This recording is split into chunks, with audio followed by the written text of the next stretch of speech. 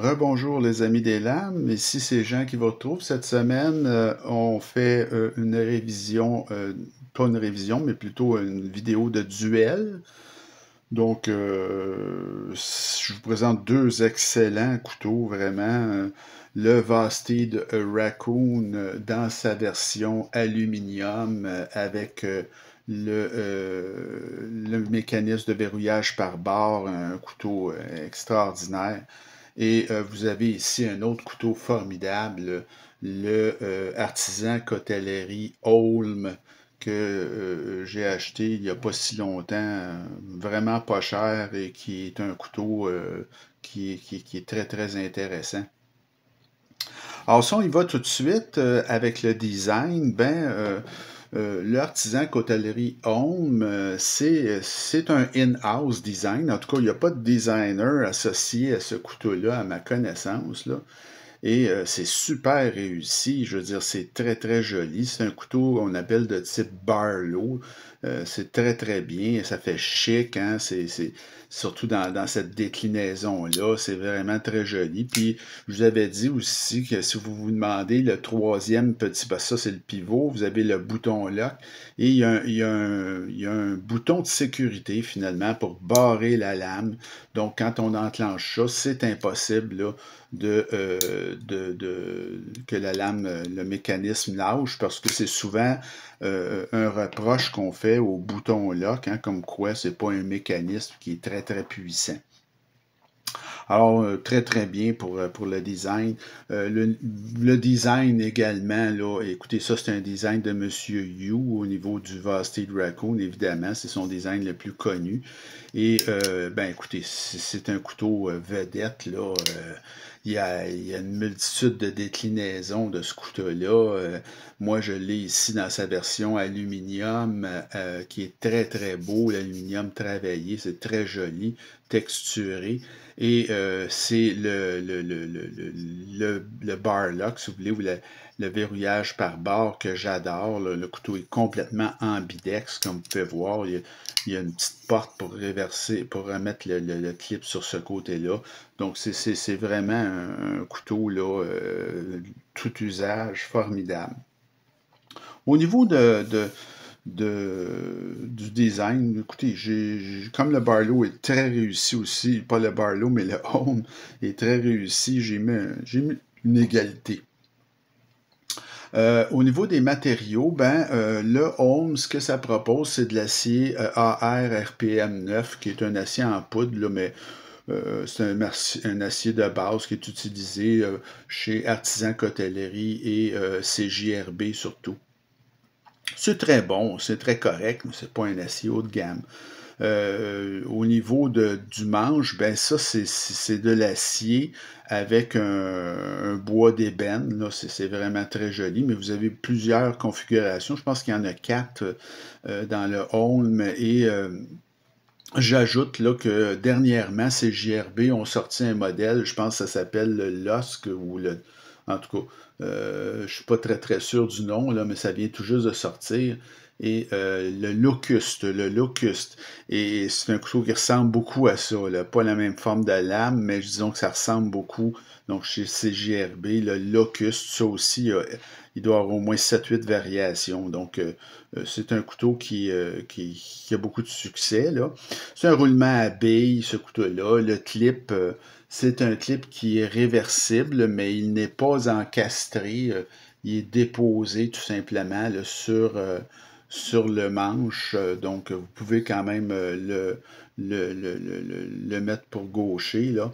Et c'est un bouton là, comme je vous ai expliqué, mais avec un petit mécanisme de sécurité additionnel. Vous avez du côté du Vastid Raccoon, c'est de l'acier nitro V et c'est de l'aluminium pour la poignée qui est très très joli. D'ailleurs, l'aluminium, vous voyez, il y a un beau dessin dedans, ça le rend plus texturé, puis c'est très très joli à l'œil, là. Vous avez un roulement à billes, évidemment, et lui, c'est un mécanisme de verrouillage par barre. Donc ça, j'adore ça. C'est très puissant comme mécanisme.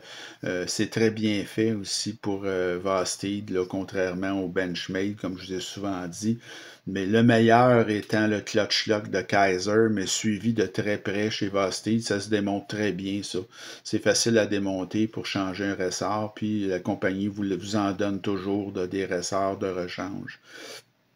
Vous avez un clip qui est réversible, mais cette fois-ci, il est parfaitement intégré. Donc, il n'y a rien qui dépasse. La petite plaque de l'autre côté, c'est super bien fait. Donc, c'est ça pour les matériaux. Écoutez, moi, j'ai personnellement, là, j'ai mis un petit avantage au Vastid sur le Home. Vous avez ensuite l'ergonomie. Alors là, Holmes, c'est très bien pour ce qui est de l'ergonomie. Il y a un petit hotspot de clip. C'est pas effrayant, là, mais il n'y a pas de dentelure sur le dessus. Bon, mais c'est correct, là. On peut pas dire que c'est mauvais, là, pas du tout, là, mais disons que c'est pas le meilleur que j'ai vu.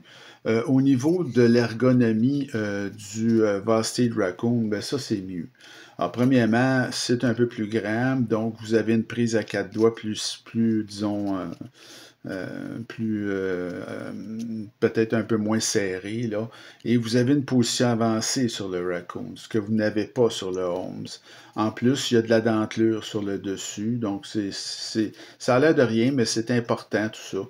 Et la clip, on la sent à peu près pas sur le Raccoon, contrairement au Holmes où il y a un hotspot. Donc, au niveau de l'ergonomie, le Raccoon fait mieux, il n'y a pas d'erreur. Donc, je lui donne l'avantage. Au niveau de l'action maintenant, ben là, 11, l'action, elle est très bonne. Comme vous pouvez voir, le bouton, ça marche très bien. Vous avez des petits goujons de pouce. Alors, c'est très facile. Ça ouvre, ça ferme hyper facilement. Donc, vous avez une action à une main là, hyper facile et très, très sécuritaire avec ce fameux petit verrouillage additionnel-là. Donc, vraiment fameux là, au niveau de l'action pour le 11. Même chose au niveau du Raccoon, évidemment. Vous avez l'action qui est très très bonne, le mécanisme par barre, ça marche très très bien et c'est très puissant.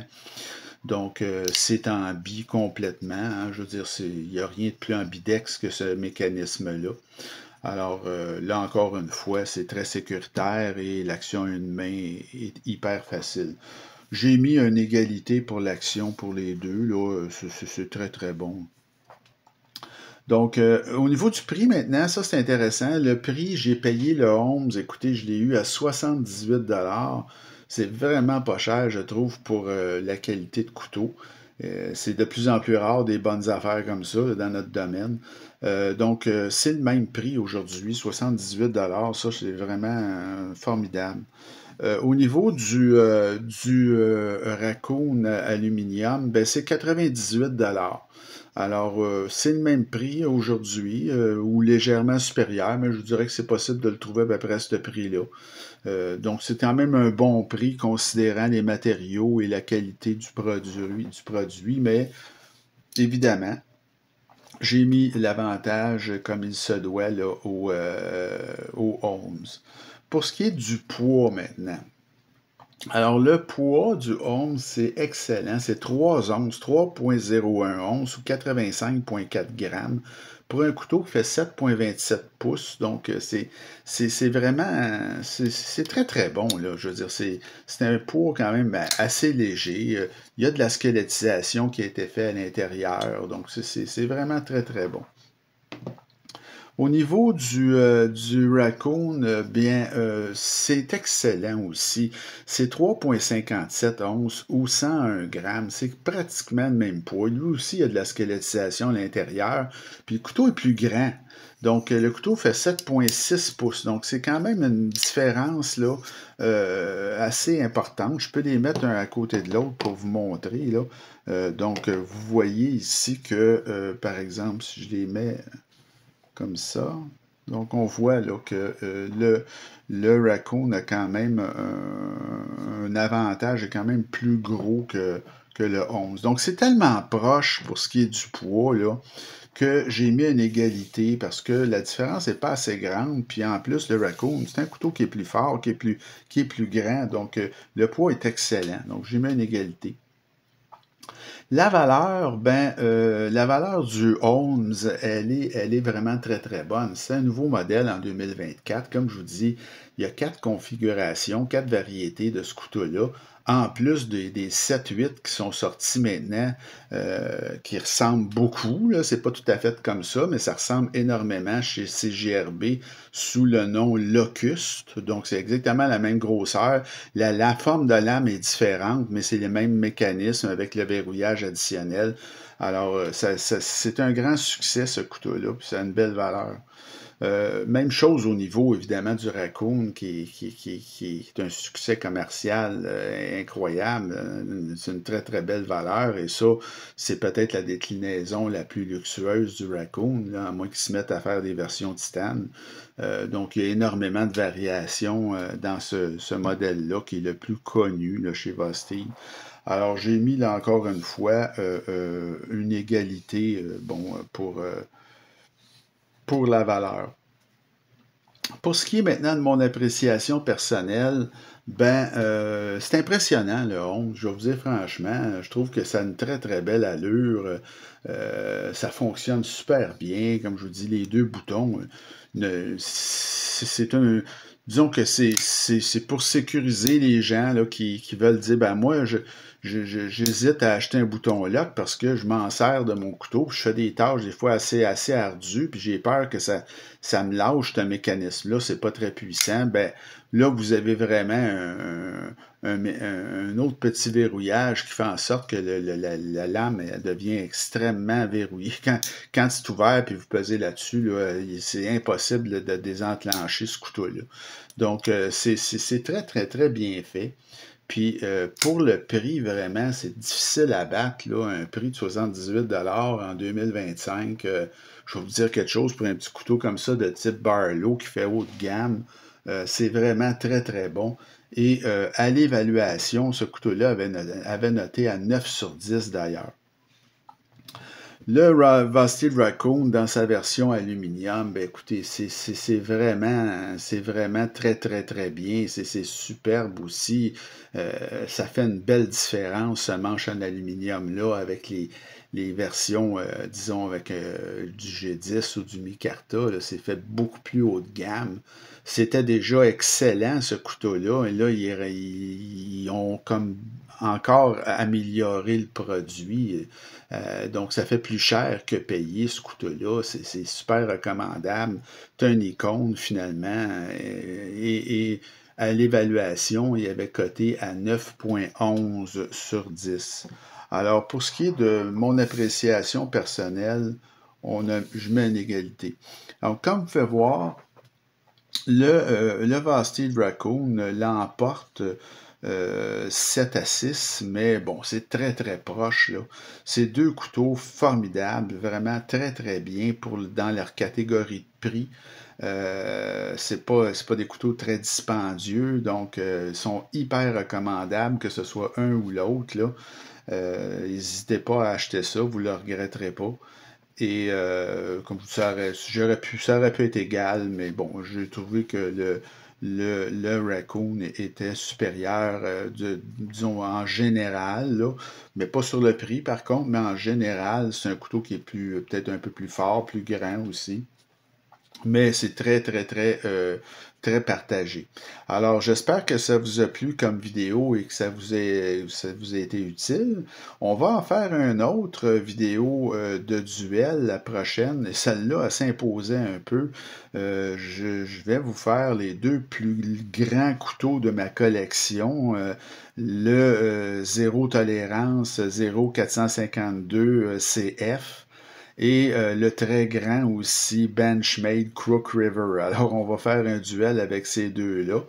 Alors, il me reste à vous souhaiter une bonne fin de journée et continuez à vous abonner et à m'écrire et on se retrouve très bientôt. Salut!